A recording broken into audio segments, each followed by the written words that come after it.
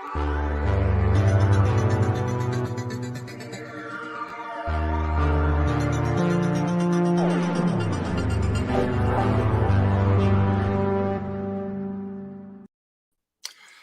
and welcome to Iconicon 2021 panel about the lasting impact of the big three toy lines of the 1980s. We're going to be discussing today Transformers, Masters of the Universe and G.I. Joe. And I have some fantastic guests. I'm going to bring them in one at a time. So first of all, my co-host channel, Retro Blasting.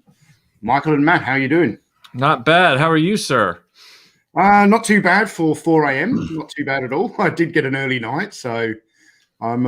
It was an early start though, but yeah, it's been kind of like, where am I and what am I doing? Someone lead me where I need to go. It's just yes, that's what it's been like, and it's like we're only halfway through.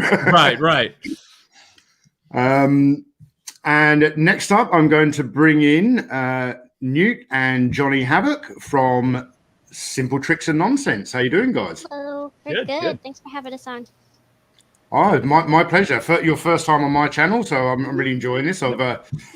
I've been following your channel sort of on and off ever since Michael recommended it to me in a video some time ago. So yeah, we don't make enough stuff to actually watch it regularly. Yeah, Tony, you weren't actually watching it on and off. You were watching it when things actually happened. Yeah, exactly. those 6-month breaks, those were real. I think I might need a 6-month break after this. So, all right. And next, I'm going to bring in Ed from Ed's Retro Geek Out. How are you, Ed? Hey, good morning, Tony. Good morning. I think we were on screen together for the opening ceremonies, but it's also your first time on Analog Toys, so welcome, Indeed. Ed. Yeah, big fan, by the way. Big fan. Thank you, and likewise. You and Retro Blasting are some of the channels I've been watching for years, even before I started doing YouTube. So nice. Well, I'll hold my hand up and say I've just been ripping off Retro Blasting for the last 5 years and just trying to do it well. Yeah, but you know what, Tony? You wrote me and you were upfront about it from the get-go, and you said thank you for helping me find a format or whatever it was that you said in the email. Yeah. And from that, just from getting that message, I was like, class. And I've had nothing but respect for you ever since. Unlike some people. Thank you. And last but certainly not least, the man with the best T-shirt in the panel, it's my man Bobby Vala. What's up, gang? How are you, Bobby? I'm good. Thank you for including me in this one. I'm with some incredible people, so I'm definitely the least of the group. I'm sorry. I'm trying to do the math on that statement. Wait, what?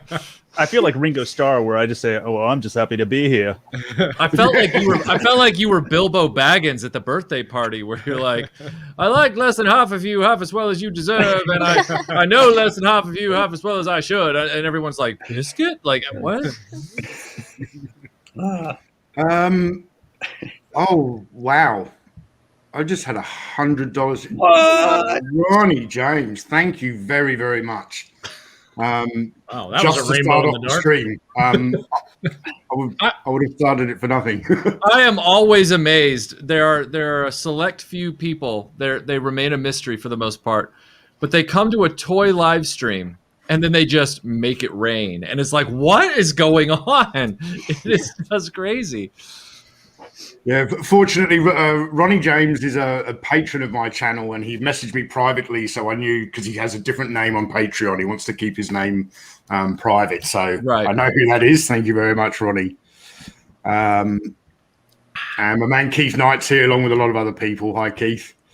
Okay, so the three big toy lines of the 80s. Obviously, as we came into the 1980s, the decade was really kicked off with Star Wars, but that was a toy line that was kind of birthed in the 70s and didn't make it much past 84, 85. But yeah, there were the three big toy lines that grew up in the 80s and continue to this day.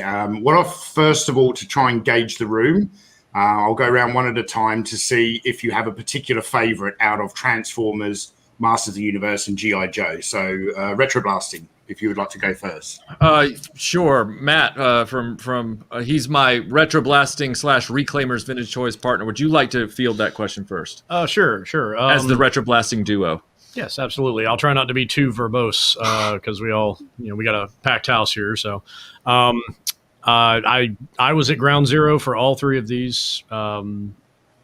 He-Man first, G.I. Joe, and Transformers when they hit. I was mostly into G.I. Joe. I was into the first 2 years of He-Man.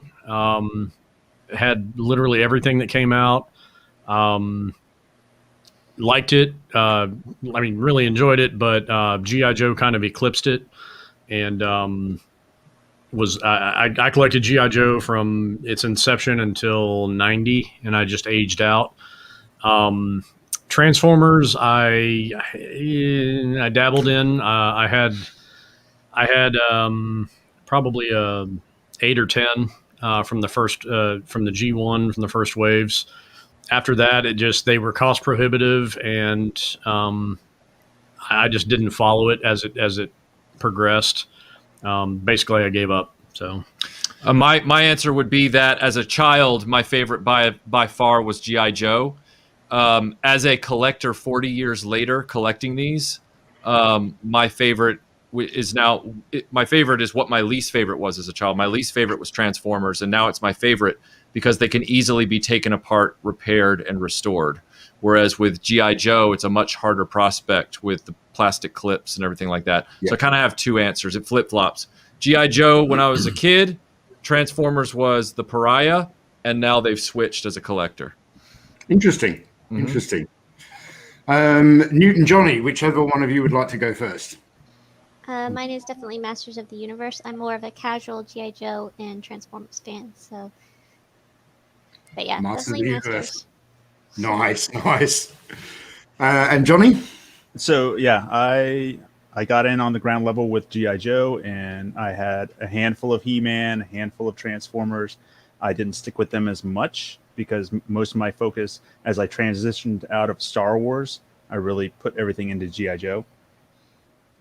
Yeah, I watched your video yesterday. The costume for the Cobra Trooper or the Cobra Officer. Pretty slick uniform. I like that. And to yourself, Ed.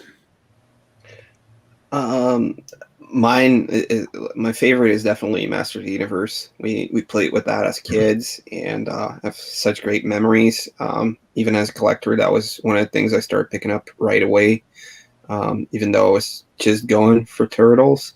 G.I. Joe is actually one I got into as a kid. It wasn't in store shelves anymore, but I would get like Lanyard type of Joes. Yeah, the core, yep. Yeah, so they kept pumping those out even when they were like the neon colors. But I was actually actively looking as a kid, like 10 or 11, for G.I. Joe stuff. Transformers is the one I do collect it, but it's the one I got least in contact with. None of the older kids had it.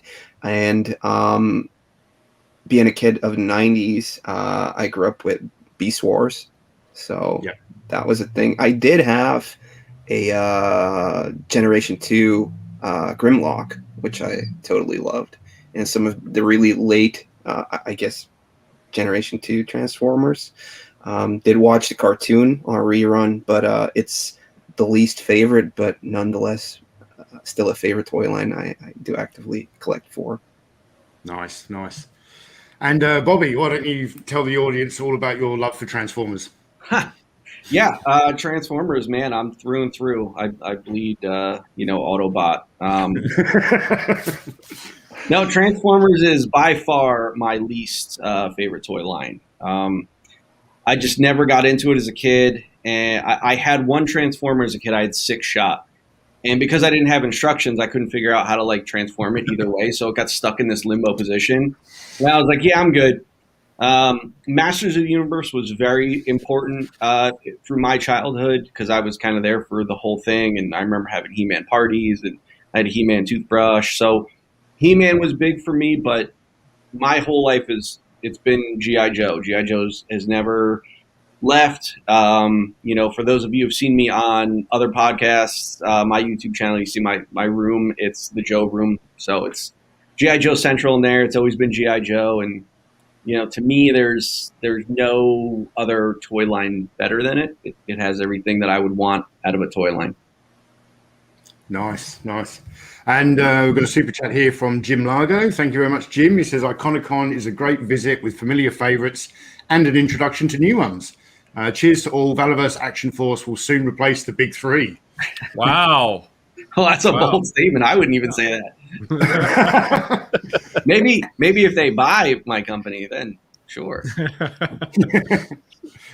And so for me, like, all right, Bobby, you might have had a He-Man toothbrush, but did you ever go to a fancy dress at school wearing a pair of brown shorts and the He-Man shield and sword accessories and have your mother use lipstick to draw a six-pack on your stomach like the cartoon? Because I did that. Please tell me there's a picture of that floating around somewhere. There is a photo, and I've been looking for it for the last 10 years. My mum has it somewhere. Tony's dropping bombshells here. I will pay your mom a lot of money for her to find that picture for me. Yeah, I'm going to send a super I chat. would make it a Patreon exclusive, probably. Well, but you're on my Patreon. Who's this guy? I have heard tell of this individual. So have I. Tread lightly. Yeah, in some lands, he's known as Fixer or Action Force Ambassador. That's right. But Chris Johnson, thank you very much. Says hooray for the new Valaverse office and Tony being awake and all these kids talking about old toys. Very nice. There is a legend of Fixer Johnston that he is the only person on Earth to have swept Bobby Vala off his feet. Wow. This is a true statement. Every time, like, I pick up my daughter, her back cracks, and it's like this awesome, like, sound. I'm like, I wish I could feel it. I wish someone can pick me up and, like, get every bone of my back to crack. So I thought when I met Chris, he would just pick me up like a giant and just make, my whole back crack. He gave me some big bear hugs, but I didn't get anything to crack, though. Every time I pick up my little daughter, her back cracks and makes this awesome sound. Bobby Vala, parenting done wrong. No, just if you picked up a small child, pick up a 2-year-old. I know. I'm joshing you. Oh, I'm so envious of her. It's like, constant chiropractic sessions for her. But she's so limber. she'll never get scoliosis. Exactly. I tell you what, Bobby, I used to do that for my buddies in high school. Like, you turn around and you do this and you grab them. And so if we ever meet in person, I'll give you one of those on the house. I'm going to take you up on that. As long as you're not taller than me, it'll work. No, I'm not that tall. All right. So, yeah, for me in the 1980s, I was a bit like yourself, Matt. I was very, very into Masters of the Universe, probably for the first 3 years, which in the UK would have been, it would have come a year later in the UK. So like 83 to 86. I had pretty much everything in the toy line from those 3 years, except for Snake Mountain. I had pretty much everything else. Very big G.I. Joe fan. Obviously, in the UK, it was called Action Force, but it's still G.I. Joe. That's probably my favorite. When it comes to Transformers, I got given Megatron at Christmas when I was a kid, and he broke before lunchtime. So I think I had Optimus Prime and also the Dinobot Slag. But due to the price point and the fact that as a kid I was able to break one before lunchtime, my parents weren't keen on buying me any more. So, throughout the room, there's no one who is really a huge Transformers person. Like, we got some fans, but not huge fans. But interestingly, I personally believe that Transformers is the one brand that, although all three of them still kind of exist today, Transformers is the one that has never really gone away. It's always been around in some form or another. Yeah.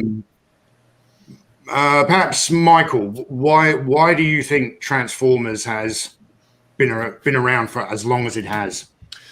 Even though as a child I kind of had a similar experience to yourself and Bobby, where it was the 86 movie and the fact that even though I was very careful with toys, as most of you know, because my collection began with my childhood survivors, which had survived very well, my Transformers had all been kept, but they were in pieces. Like, no matter how careful I was with all my other toys, my Transformers just broke.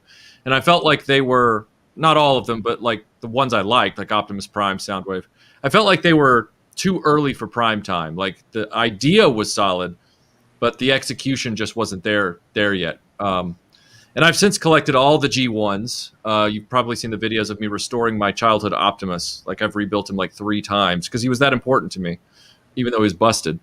But I got out of those Transformers by 86. 1, because the movie, I didn't like the movie, the animated film, and 2, because I was sick of these toys breaking and being so expensive. However, I kept my eye on it.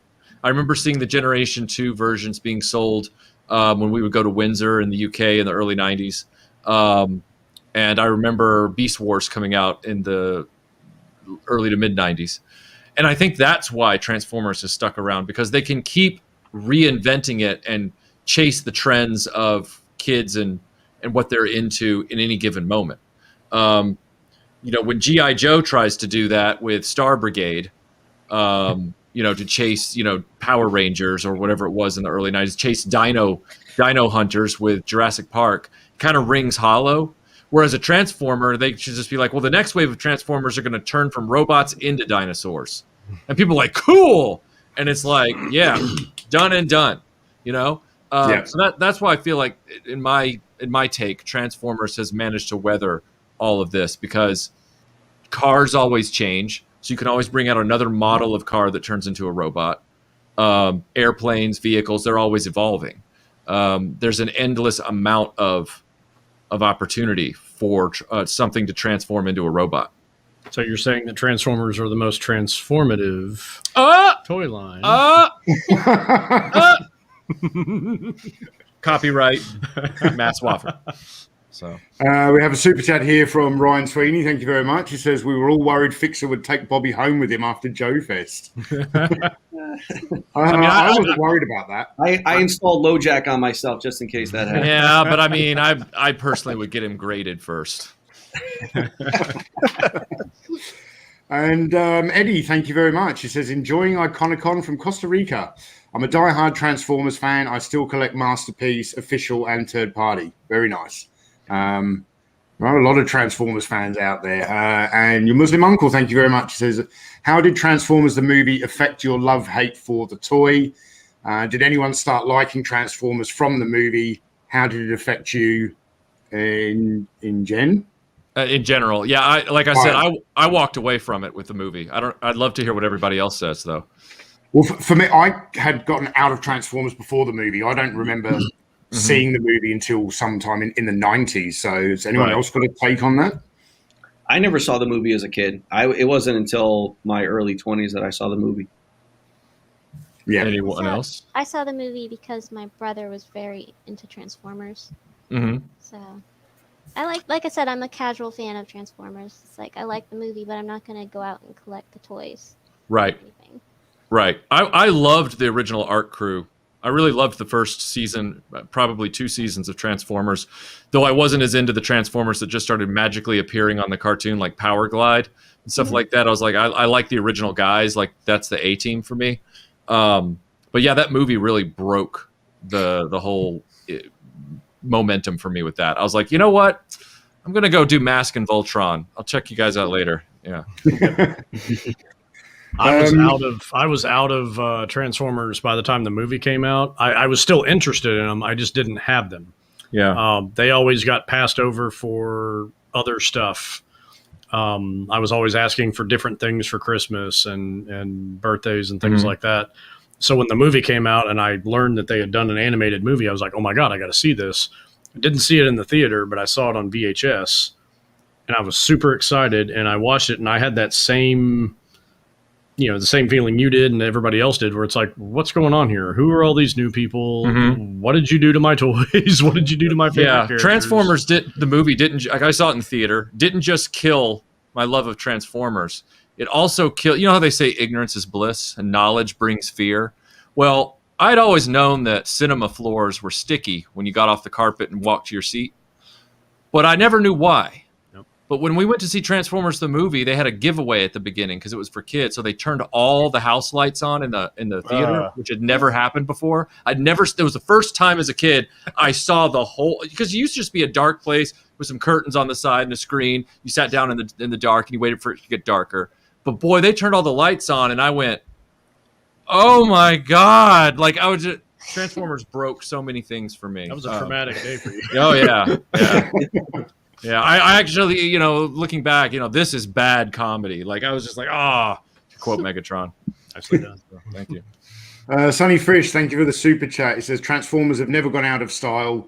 That plus some video games and movies over time helped to stay popular. Yeah, they've had a lot of accompanying content. Excuse me. And we've got a question here for Michael from The Reluctant Warrior. Thank you for the super chat. It says, Michael, how did you feel about Duke going into a coma in the 1987 G.I. Joe film? You know what? But I saw that on broadcast when it came out because it didn't come out in the theater here, and this original broadcast, and I was too distracted by Cobra Commander turning into a snake and being mad about that to even wonder about Duke surviving the end. I was so like, oh God, and I glossed right over that. I've since read about other people having problems with that, of course, and what the real story is, but it's like, yeah, I don't want to see a second Transformers the movie. So if they have to patch that back together and they couldn't do anything about Cobra Commander because they'd animated it that way, at least save Duke, as far as I'm concerned. Sure. I have a bigger issue with Chuckles jump starting a helicopter, but well, we all know that that's actually Snake Eyes, but we'll get into that later. Or throwing a missile. Yeah, he picked up a missile and threw it. I don't think it works that way. Jody, Gen X Toys Geek, thank you for the super chat. It says Transformers is number one, well, at least for me. I know that, Jody. So I'd like to turn it over to Newton Johnny to talk about Masters of the Universe. What was it about Masters of the Universe that kind of captured your attention, and why do you think that has been such a long-lasting franchise? I've always loved sword and sorcery. Like when I was a kid, my favorite was Conan the Barbarian, Red Sonja, Conan the Destroyer, and from that got me into Masters of the Universe. And I didn't start collecting the toys until I was in my teens. And it's interesting. Yeah, it was just a way for me to have a little shrine to something that I love. Yep. Yeah, I was a huge fan of sword and sorcery films. I actually really wanted to be on that panel, but it was the middle of the night here, and I had to respectfully bow out. But movies like Hawk, I love Hawk the Slayer, a guilty pleasure of mine. And what about yourself, Johnny? So I had like Merman and He-Man, Skeletor, Battle Armor, He-Man, Buzz Off. The kids across the street had everything. They had every play set. They had every figure, every vehicle. So the thing was, I really didn't need to buy anything because I could just go across the street and play with theirs. But then Satanic Panic hit, and it hit their mom. So one day while walking down the street, there's a giant half refrigerator box hurts me so much to hear. Filled with their toys. And I'm walking by because there's a little store up the street. I'm walking by, and all their He-Man toys are in there, every single one. And I thought it was a mistake. I knock on the door. I'm like, hey, you guys left your stuff out by the street. And they're like, no, my mom's making us get rid of it. I'm like, why? Wow. She says they're evil. God. I'm like, okay. So I went back home and I told my grandmother, I'm like, hey, the Herods, all their He-Man stuff's across the street. And my grandmother forbade me from picking it up. She said, they may change their mind. And if you take it, or if you bring it over here, they'll see that you took it. So just leave it out there. I'm like, so all that stuff like Snake Mountain, Gray Skull, the Slime Pit, Land Shark, all that stuff was there. I'm like, somebody else took it though, right? Yeah. Somebody else grabbed it. I pulled a Terradrome out of someone's trash, and I carried it home. I was like 6 years old, and I just carried that thing all the way home. Is that a true story? Yeah, That's How do you fit a Terradrome in a trash can? Big trash can. well, it was like on the side. It wasn't in the trash can. was it complete? Did it have like all the guns and stuff? Oh no, it was missing probably most of the pieces. But just the idea of me seeing a Terradrome as like a 6-year-old, I was like, this is amazing. Yeah. I found out about a kid. I didn't even know there was a Death Star place. I don't know. I'm jumping backwards for just 1 second, but similar to Bobby's story and Johnny's, I found out there was a Death Star place set. I didn't even know they existed, but it went over to a friend's house in grade school who had a much older brother.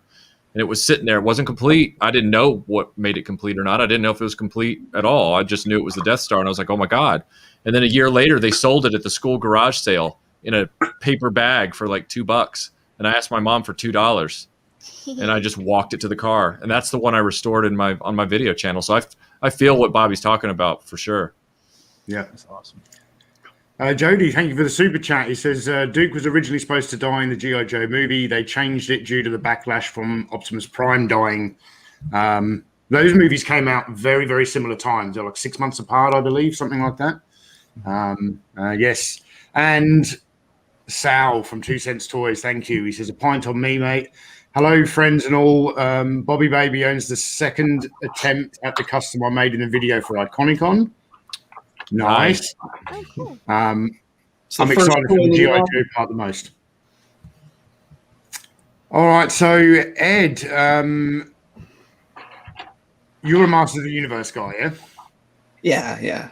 Yeah. I see behind you got Castle Grayskull and quite a lot of Masters of the Universe. There's some Joes. No, that's Thundercats, but there's Joes there. And Transformers on the bottom. But just before I get into Master of the Universe, like Michael was saying about Transformers, why it's remained to keep going all the time.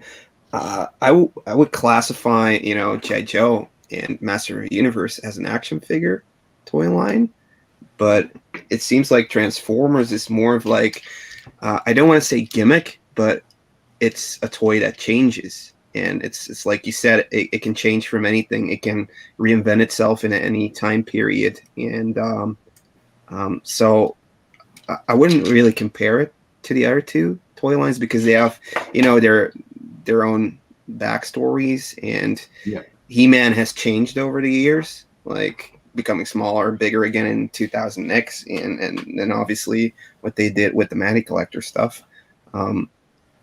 But Transformers was just more adaptable to becoming the new thing, apart from the Animorphs or what those called. Yeah, I really agree with that statement. I've had this conversation with a number of people. I've never really viewed Transformers as action figures. Okay. Certainly back in the 80s, the toys I was getting were Generation 1. They always look better in their vehicle mode. The robot modes were all pretty dodgy, and to me, an action figure needs to be articulated. And Transformers were more like a Rubik's Cube than an action figure. So a frustrating Rubik's Cube. But what's with the love for Masters of the Universe? I don't know. Like as a kid, I didn't watch that cartoon or anything. So it was just something that everybody had, like older kids, and I would get hand-me-downs. I got like Castle Grayskull. I got so many figures, and everywhere I went, like my buddies also had Masters of the Universe. And perhaps it was not knowing what the story was that made your imagination go wild and, oh, this is like a cool castle, and when you flip the chair, somebody falls down and it looks so bulky. What is up with that? The cat, does it actually fit with the toy line or not? So like stuff like that, it was like we didn't know as kids because the cartoons just weren't on TV.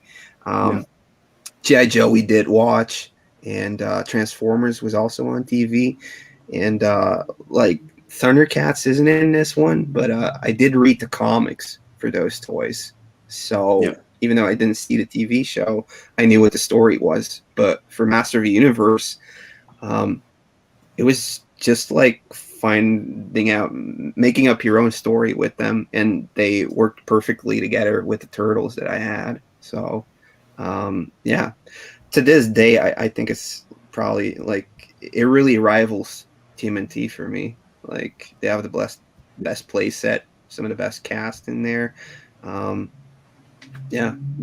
So I feel really fortunate that I got into Masters of the Universe right at it, as soon as it was released on toy stores in the UK. I got the figures first. That was before the cartoon. The cartoon came a year later.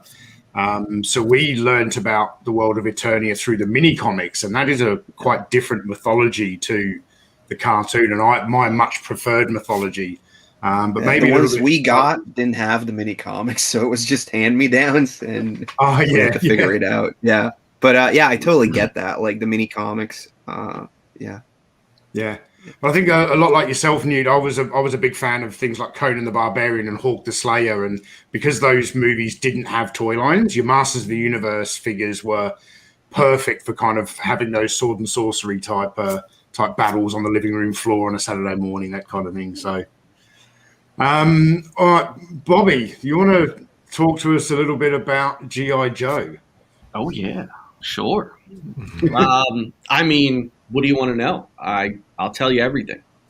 Well, it obviously had a huge cultural impact in the 1980s. What do you think was the key to its original success?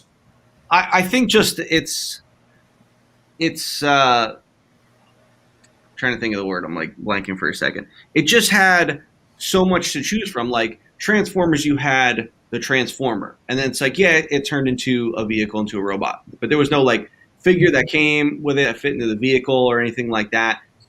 G.I. Joe had vehicles and they had play sets. Yes, Master of the Universe had the same, but I think at the G.I. Joe scale, they just had so much. Like He-Man, you had Castle Grayskull, Snake Mountain, you had the Horde Fright Zone, and then you had Eternia later on. G.I. Joe had just constant play sets, and they just got bigger and smaller, and the same thing with vehicles. They just had so many of them.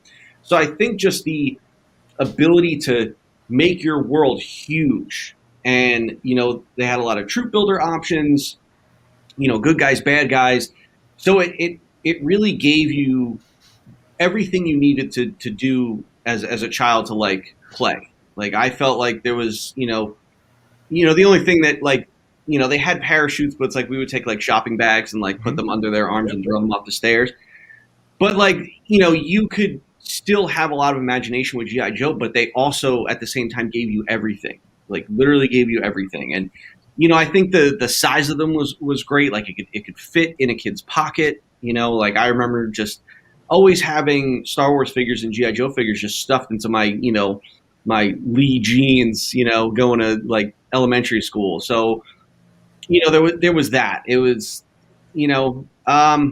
but also, there was that magic of how articulated they were. They were kind of, I don't think someone else was doing that sort of articulation. I can't remember who just before G.I. Joe, but G.I. Joe really just kind of took it. And even like when they came out in 82 and they had the straight arm, like they were great. But then it was like the following year, they just reinvented themselves and they were like, let's just make this even better. So the line just kind of kept evolving, and it kept evolving, not just like with quality of the item, but like quality of characters as well. And it gave you so much to choose from. You can go so deep, with the line. And, He-Man was very, very similar in that sense. They went deep as well. But G.I. Joe was, you had, 10 figures per wave. And, then you started getting into store exclusives like Tiger Force and Night Force and Slaughter's Marauders and, Python Patrol. They gave you so much. And I think that depth of world building is probably the most important aspect of why the line was so big at the time. Yep. Your Muslim uncle, thank you for the super chat. He says, alternatively, some parents are heroes and through multiple horrible experiences in life, still managed to keep their son's toys. Love you, Mum. Very nice. I love my mum as well. I think I've missed another chat here. Jim, G.I. Joe had the best comic book tie-ins of the big three. What comics do you all wish had been made? I'll tell you what comics I wish weren't made.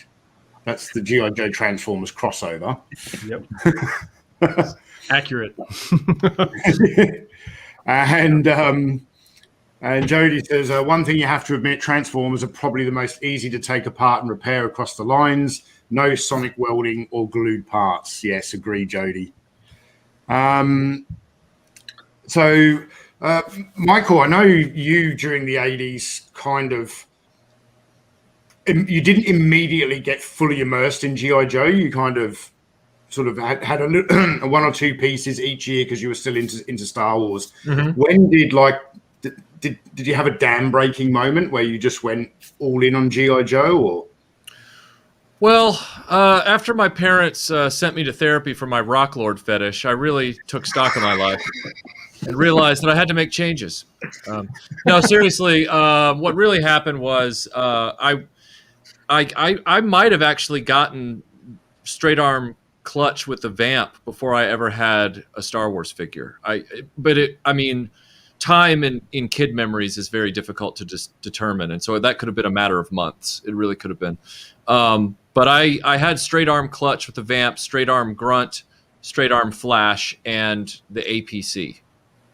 And then I guess it was around 84, the Transformers and Voltron were capturing my attention. But that Christmas, even though I was still very much into Star Wars, I didn't really care about the Imperial shuttle. I wanted that hovercraft from G.I. Joe. I thought that was the coolest looking vehicle that I'd ever seen. The commercial was killer, no pun intended. And it was just an amazing toy. And it's one of the few photos that I have from a Christmas with that toy, the moment I got it with the box and everything. And I was aware of the characters because they would still trickle in. So like that Christmas, I got Spirit and I got I got a few of the figures from the 83 run. I had Duke, for example. Duke trickled in from a family friend. So they were slowly kind of coming in. But I was still resisting. Not because I was still into sci-fi. I was still into space wizards. I was still into laser swords. I was still, I was looking for that. And so I dabbled in Transformers, and Voltron didn't last long enough. And then I really liked Mask, but for some reason in 85, when I should have really been concentrating on Mask, I stupidly was like, no, I want the Panache Place Voltron, which doesn't suck as a collectible, but as a toy line, it didn't go anywhere.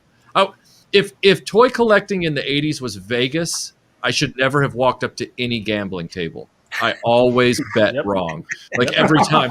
Then I was like, ooh, Silverhawks look good. Blew a whole opportunity on that.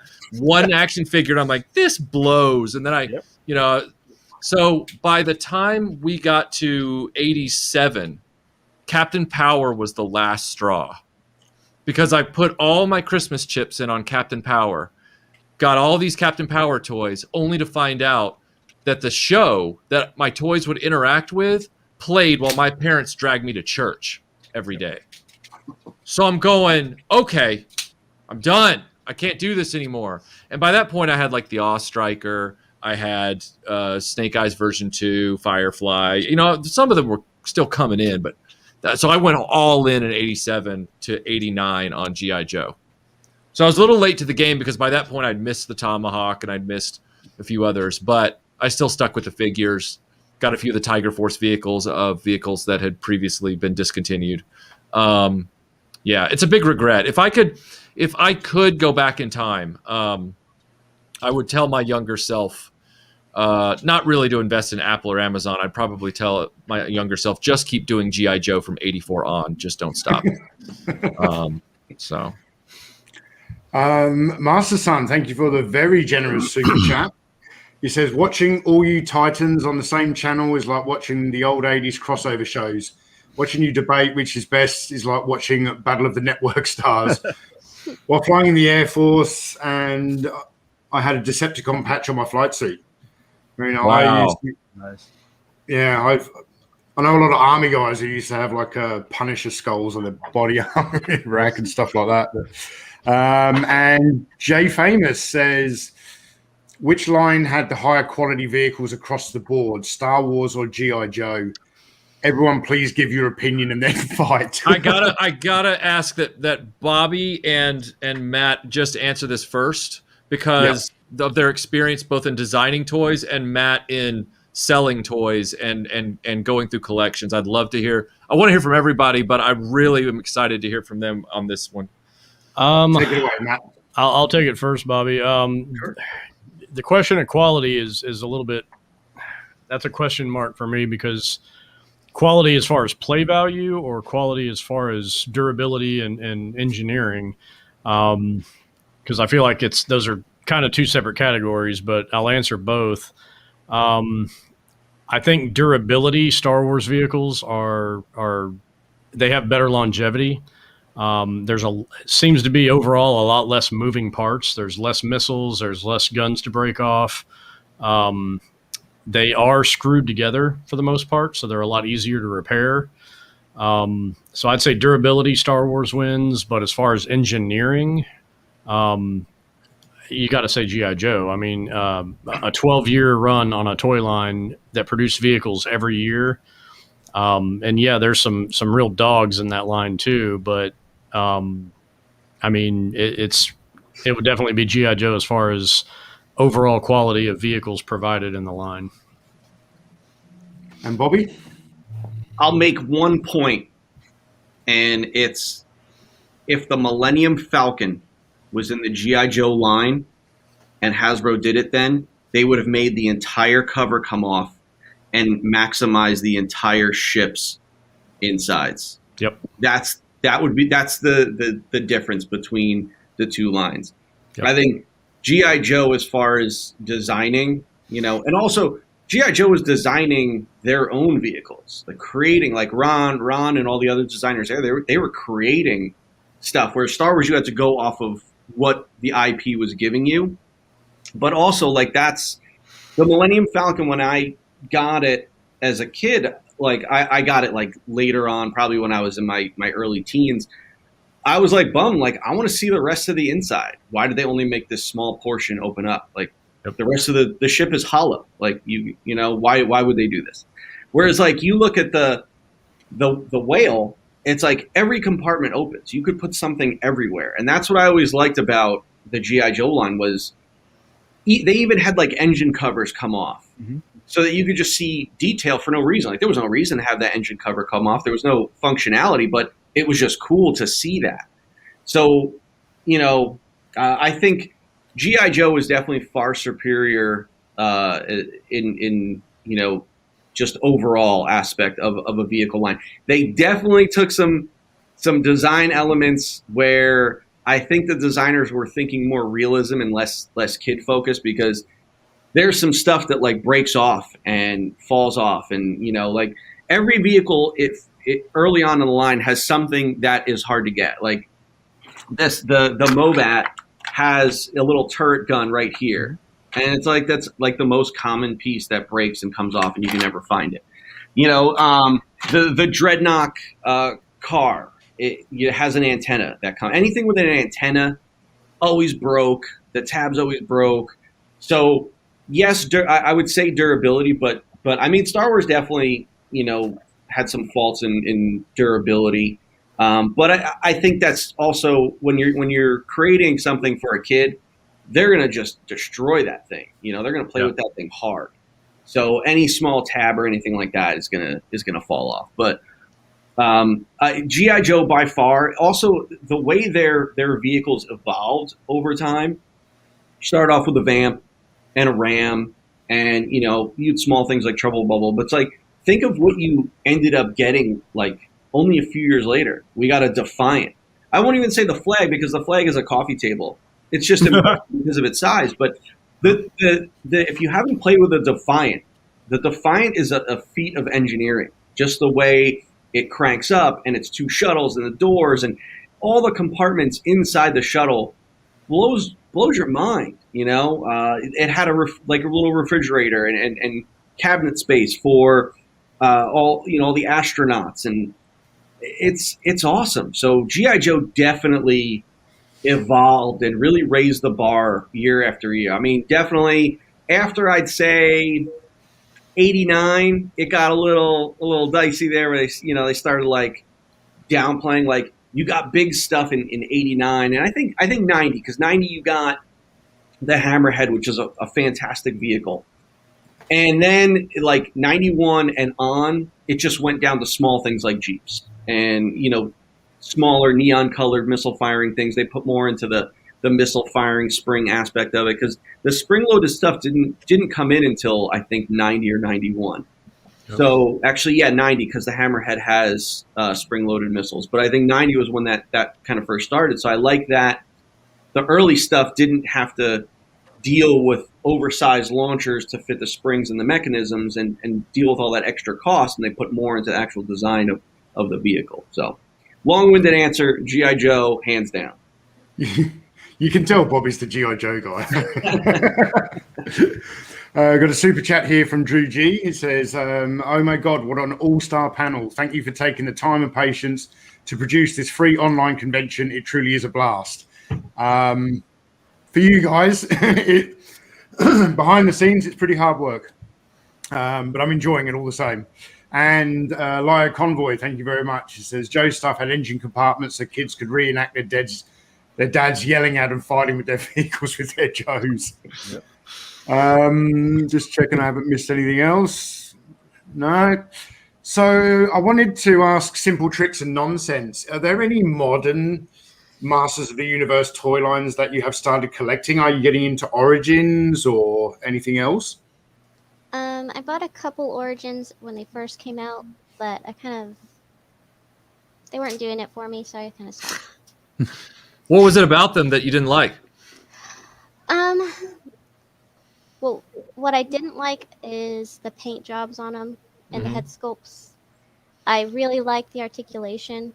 I like that about them a lot, but the sculpt, I just wasn't feeling it. To me, when I put it next to my original toys, they just don't look as good to me.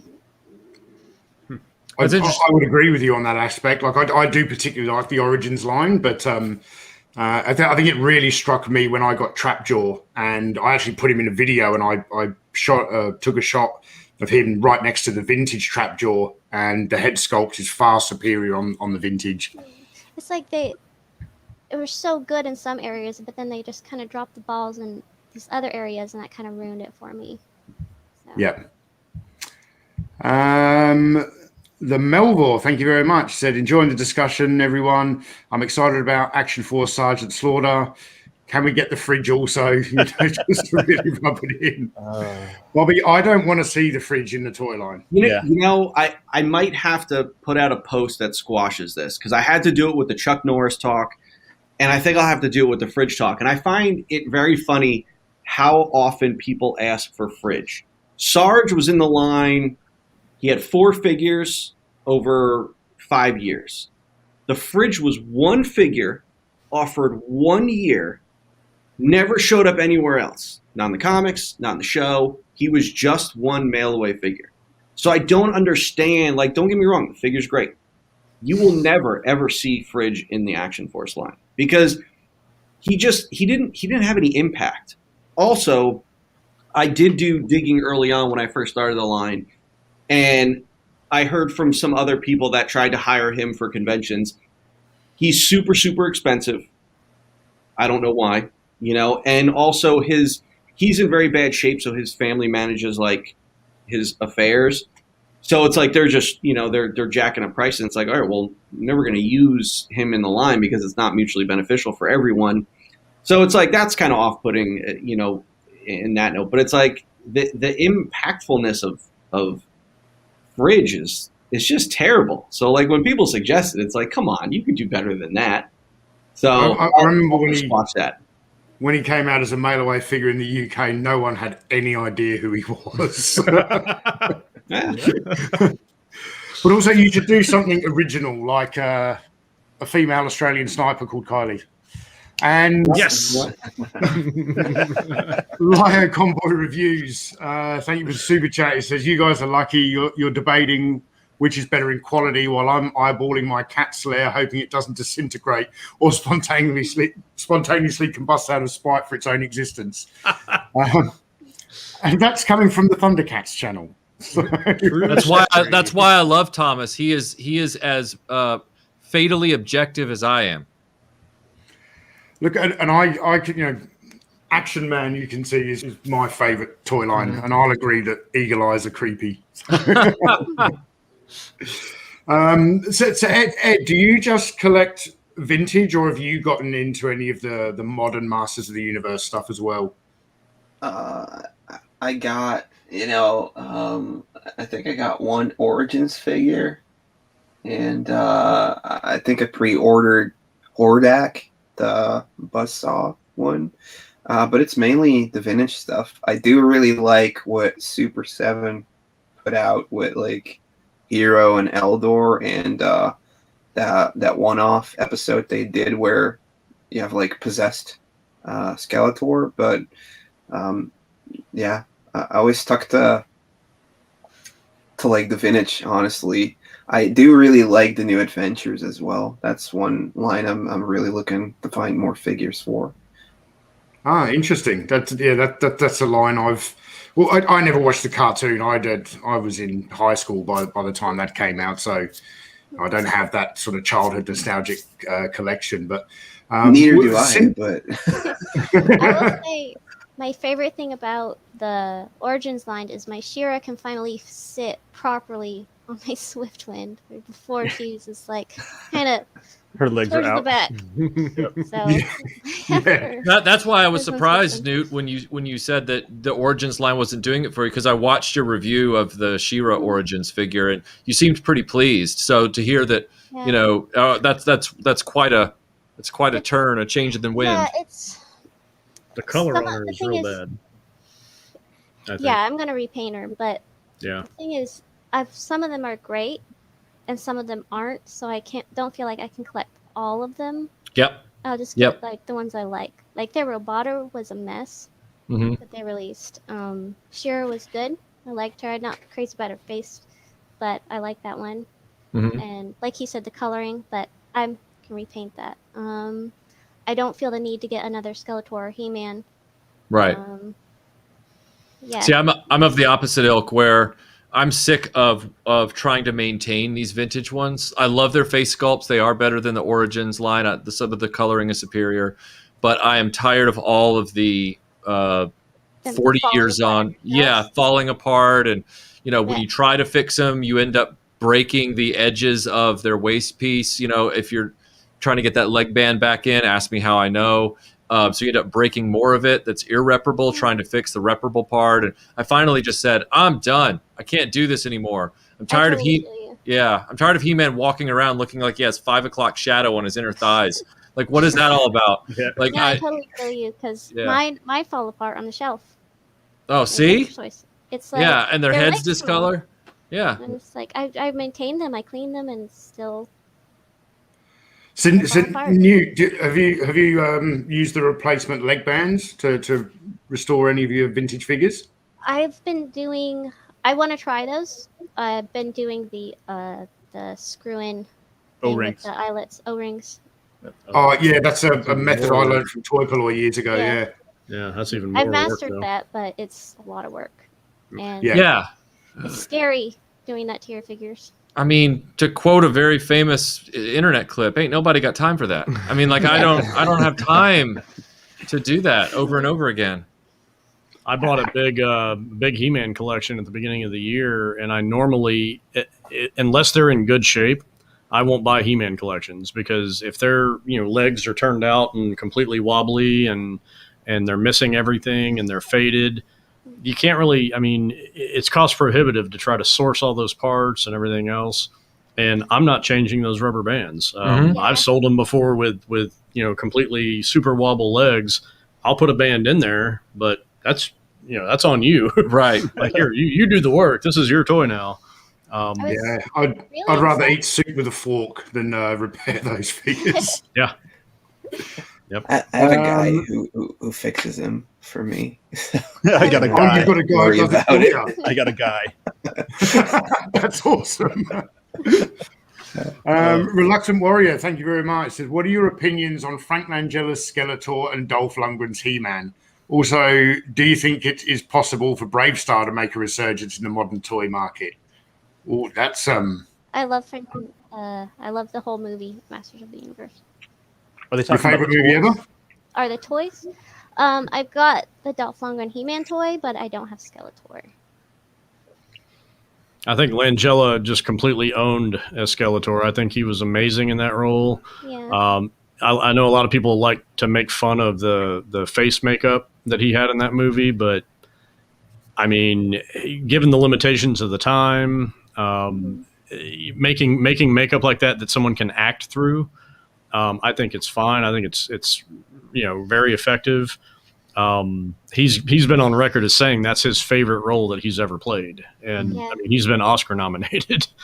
And he's getting Shakespearean in that role, and when he says I'm not in a giving vein this day, he's just actors love roles like that where you can just like I'm a bad guy just because, and they can just go completely over the top. Yeah. I think Dolph Lundgren looks like a great He-Man. I think the problem with his performance in that movie is that he spoke English, but he didn't pronounce English very well, even though he speaks like 7 languages or something like that. So he had a lot of limitations with it, and they gave him just a handful of opportunities to get his lines and do them right. Before they said we're going to come in and overdub you if you don't. Yep.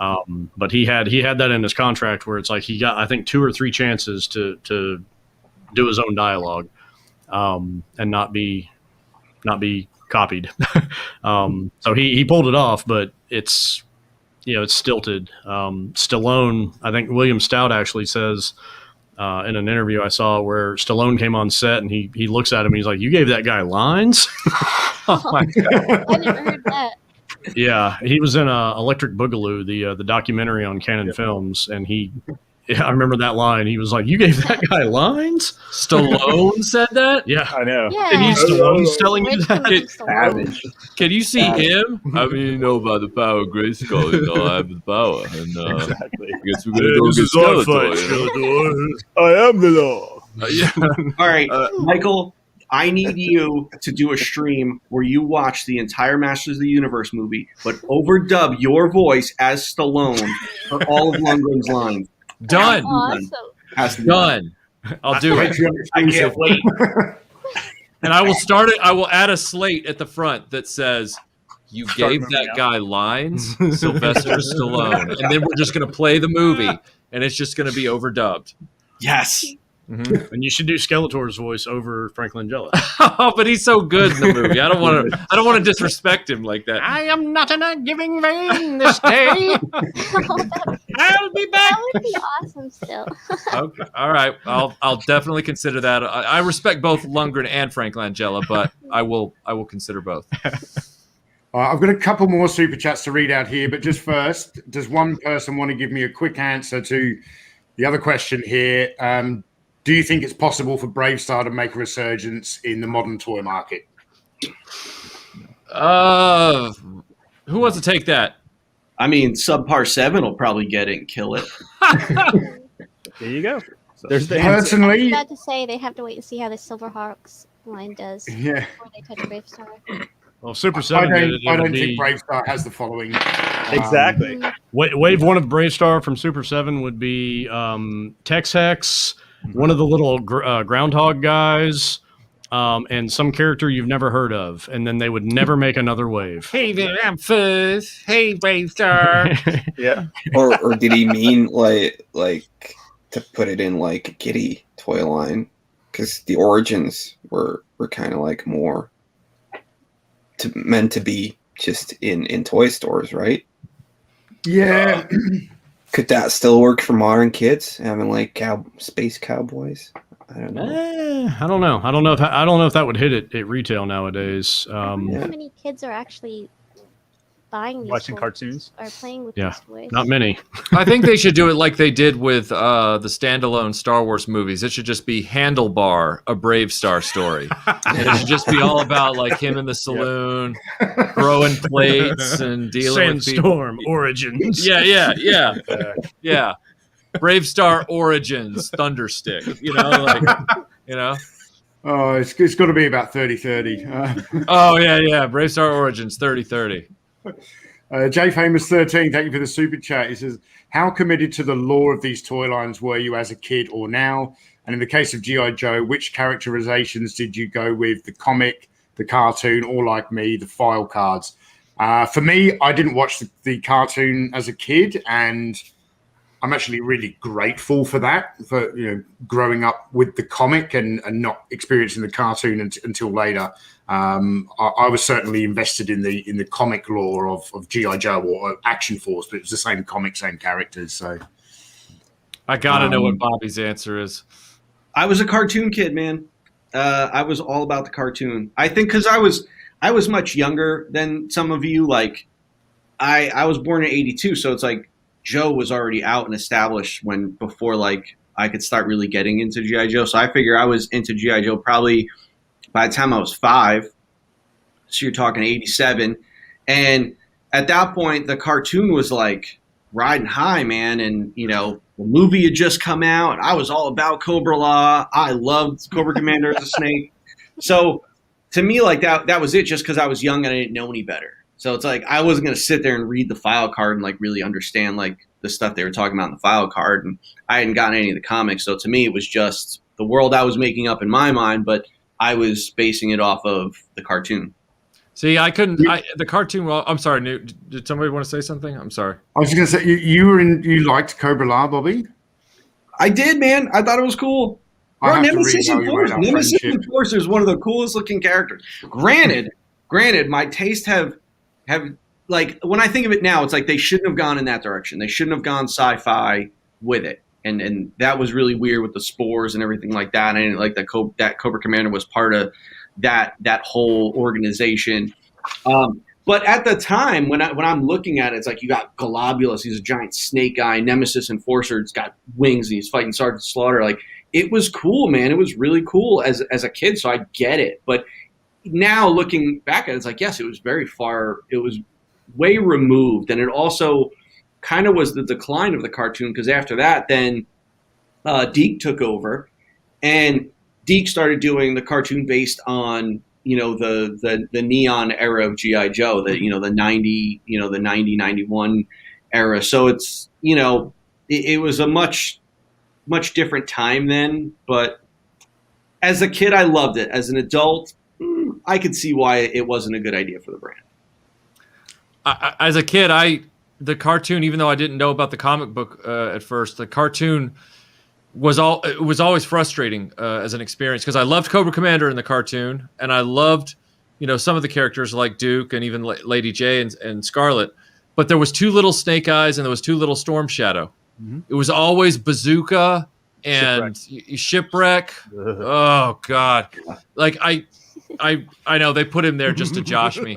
I'm on the table. Yeah, Michael. He's like, "Hey, Lady J, you want to see my javelin, yo, Joe?" Like, it was just like, God, like I can't stand this character.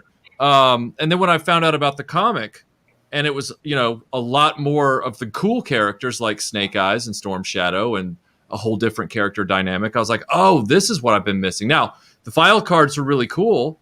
And I read them and clipped them and collected them and all that fun stuff, but it wasn't as visual as the comic and the cartoon. So at least I had a choice after a certain point. So, A World Made of Cardboard, thank you for the super chat. It says, toy gimmicks, missile firing, sound effects, spring-loaded features. Which line did it best, or had the best, or did you even like toy gimmicks? I will say straight up, I am not a fan of toy gimmicks. But the spring-loaded waist in Master of the Universe figures never bothered me. I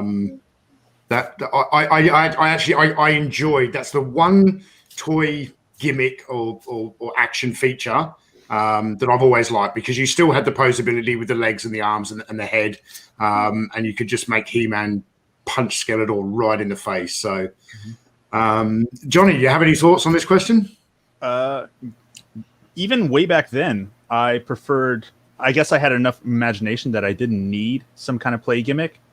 If you gave me posability over a play gimmick, I was more happy with that because I could fill in the gaps. You know, I had my own sound effects. I could, you know, make my own explosions. I could do all that stuff. I didn't need somebody to punch somebody else, and I didn't need a battle ram this. And when the play gimmick becomes your priority and your posability becomes your secondary priority, it lost it for me. And that's why I preferred G.I. Joe over Transformers and over He-Man. With Transformers, it was you be playing with somebody and be like, hold on, wait. Okay, you can shoot me now.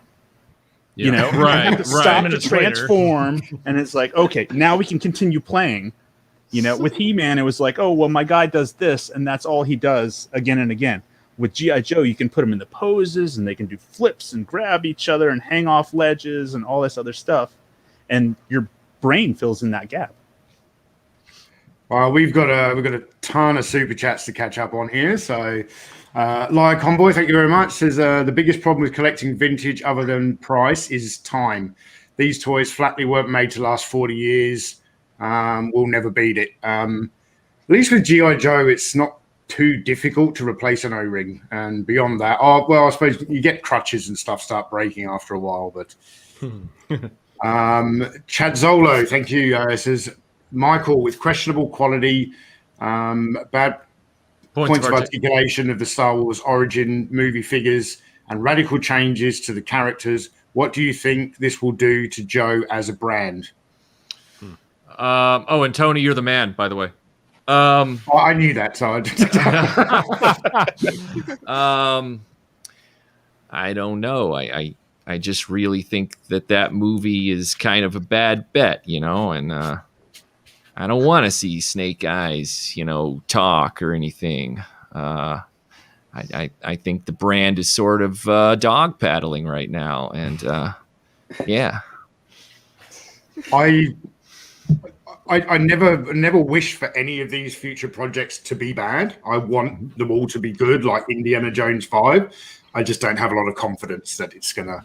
Yeah, I mean, I don't want G.I. Joe to fail. No, I would love to be surprised. I mean, well, I take that back. Now that Action Force is coming out, I do want G.I. Joe to fail. But before there was Action Force, I didn't want G.I. Joe to fail, and the way they did it, it's like, well, you know, I think I would love for the Snake Eyes movie to completely impress me and just like blow me away, but I don't see it happening. Based on what I've seen, it looks ridiculous. It looks like a Fast and the Furious clone, and it, I don't know, not my G.I. Joe. Maybe at the end, Snake will drive a car into space. I like the cool way that Snake Eyes is like, hey, I'm a ninja. I'm going to put on my cool helmet now. I don't know. It's stupid. David Whitehead, thank you for the super chat. He says, this is the first contribution to the Masters of the Universe Stallone edition.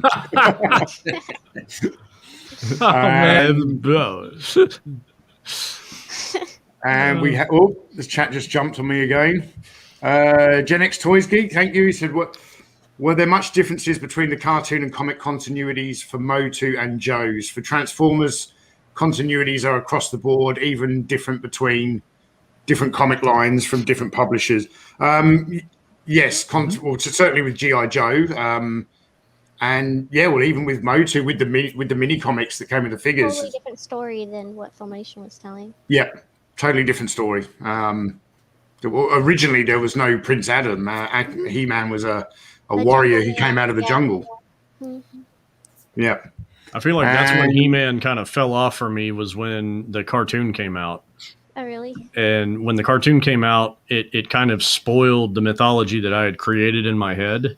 which I liked way more than what they were giving me, and I kind of tuned out at that point. Oh, for He-Man? Yeah. I liked the cartoon, but I do remember those Halcyon days before there was a mythology on TV. Yep. Like that first year. It was so cool to see those commercials where you were just kind of left to It was vague, yeah. largely make up your own story. It made you. It piqued your creativity. Where Yeah. you had to here's the thing, but you had to make up your own origin for Beastman.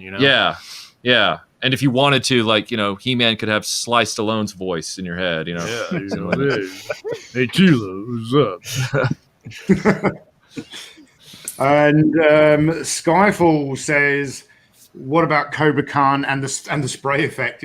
I haven't sold toys in a very long time, but a number of years ago, I would occasionally have a table at a toy show and sell toys down in Perth, and I always wanted to get a Cobra Khan and fill him with mace. So then when people would come in and they would have their young children with candy covered fingers touching expensive vintage toys on my table, I wasn't going to mace the kid. I just maced the parents with Cobra Khan. But I've always wanted to through with it, but that's some of the things I daydream about. I've always wanted to fill him with like Banaka or some kind of and then just or just have the whole figure in my inner suit coat pocket at an event and be like, and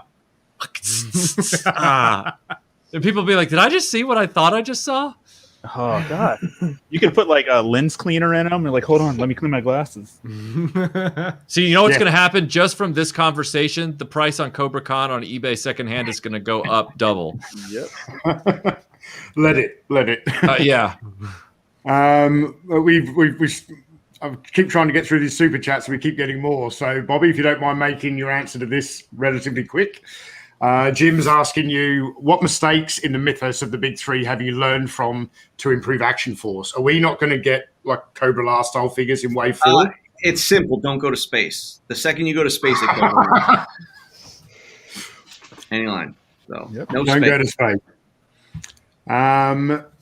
Your Muslim uncle says Thunder Punch He-Man panel, yay or nay?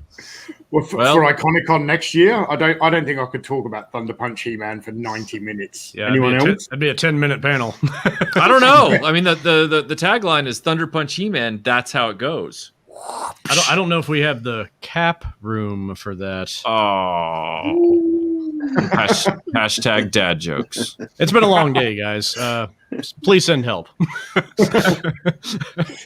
Wolfhound, thank you very much. It just says a great panel and yo Joe. And we have Family Starship Podcast. First time I've heard that name. Thank you very much.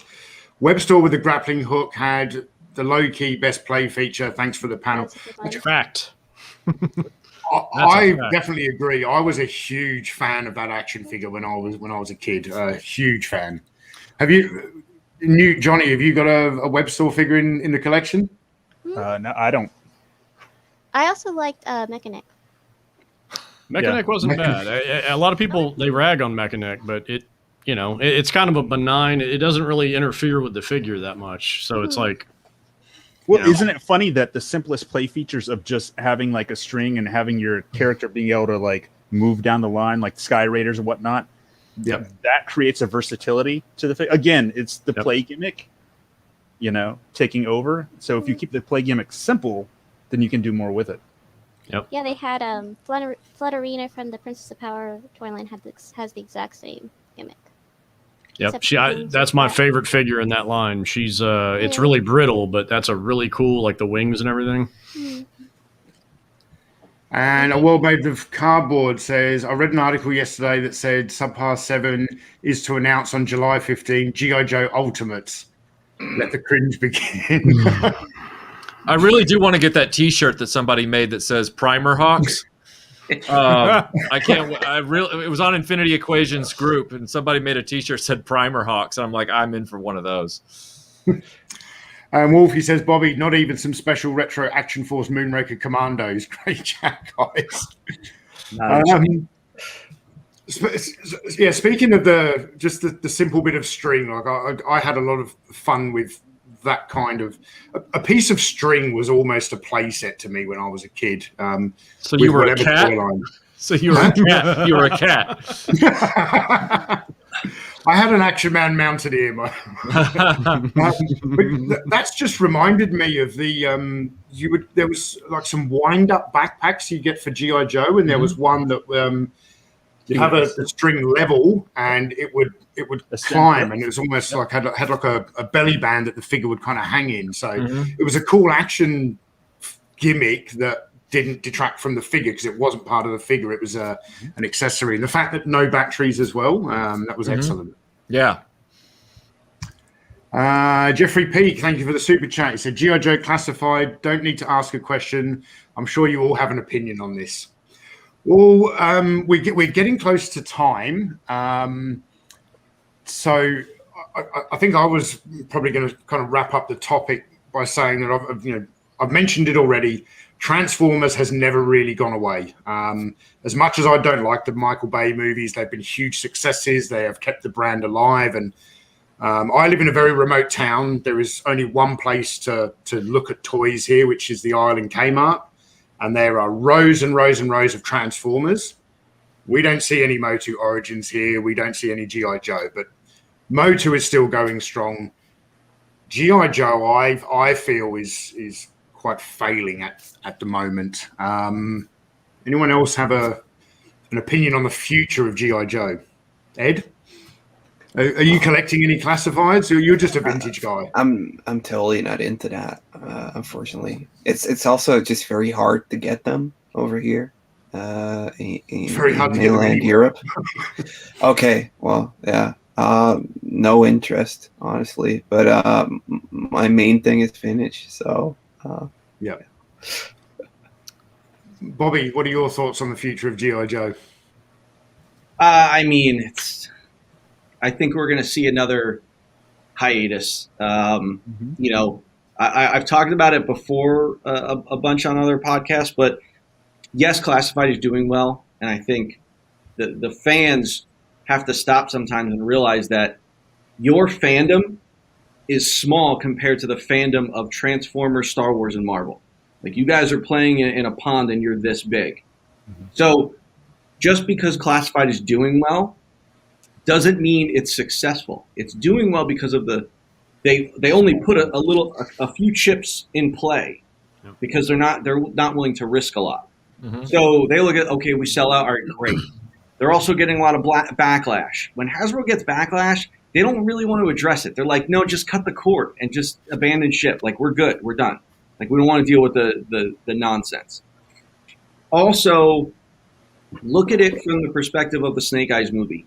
You have a PG-13 dark action movie. You have a kid line with the basic $10 figures. That's 4+. Now, you've done nothing to promote G.I. Joe as a brand and get any sort of new kids into this line whatsoever. Some collectors may buy the kid line just because they want everything. The kid line's going to sit on the shelf. It's going to peg warm. Not a lot of retailers are going to take it. And the movie's probably going to do okay, but then the line's not going to do well. So they're going to be like, all right, well, maybe you'll get another year of Classified. But Hasbro won't just do like a collector line. Kids stuff has to sell. If you can't get new kids into the brand, they're going to look at it as, all right, well, G.I. Joe doesn't have longevity. It's a few collectors. All right, that's it. They're going to put it on the shelf again until they can muster up some failed attempt at animation, which they don't seem to be going in that direction, but I'm sure maybe they have something in the works after they bought E1. But, it's bad moves. And you're promoting the Snake Eyes movie, and in the title you have G.I. Joe, the smallest you could possibly make it. So how do you have any faith in your own brand when you're showing consumers like, we don't really care, So that's my take on it. You're going to get another hiatus. Yep. And anyone have any thoughts on the upcoming Netflix Masters of the Universe series? No comment. No comment. No comment. Yeah, I don't want to waste our last 10 minutes talking about that, honestly. So we'll let Ed waste the last 10 minutes. Go ahead, Ed. Go ahead. I, Got this. yeah, I mean, I just really like the vehicles that G.I. Joe put out, because that was like a question so far ago. It's like Bobby said, like they didn't cut any corners. Like everything on a vehicle, like if you could see it, you could place a figure inside and it was detailed. Those play sets, because the question was comparing them to the Star Wars ones, but I always thought that the G.I. Joe ones, they're masterpieces.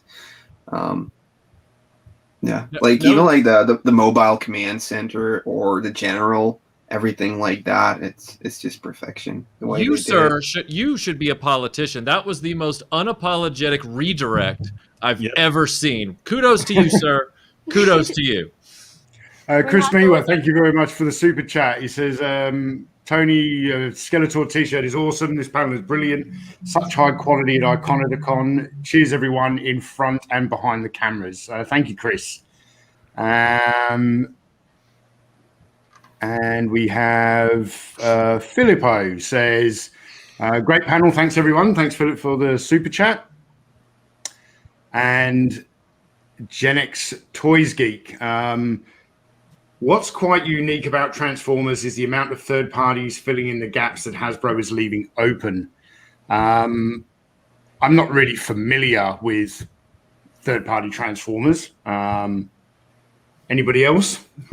Before we answer that, I would just like to quickly recreate the moment that is the most BA moment in this whole stream, where Tony said, Ed, what do you think about the new He-Man TV show? And Ed said, well, you know, what I'd really like to talk about right now are G.I. Joe vehicles. And I'm like, you know what? I wish. That's what I'm going to do the next time someone asks me about the Kevin Smith Masters of the Universe. Because right now I'm like, you know, he's this and I don't like it. And I'm not going to watch it. I'm just going to literally just do that. You have given me the solution, sir. You've given me the solution. Thank you. I thought the question was to just let me talk for 10 minutes, but it was. It totally was. What were we talking about? What were we talking about? A cartoon? I'm not making fun of you. I'm literally. You said, "Fine, I'll take my 10 minutes," and you said, "But I'm not going to talk about this show." That trailer for the Netflix Masters of the Universe, I watched that and I just got dizzy. I couldn't finish it. I couldn't finish Michael, the trailer. You posted the poster that somebody threw together for the Return of the Oh Jedi, yes, and I'm like, that's what it felt like watching that trailer. Just I saw your comment when you said that. You're like, this is like watching the just throw everything in a blender and it'll please somebody. It's like right, nope. yeah. You can't. It's a hot mess. It's a hot mess.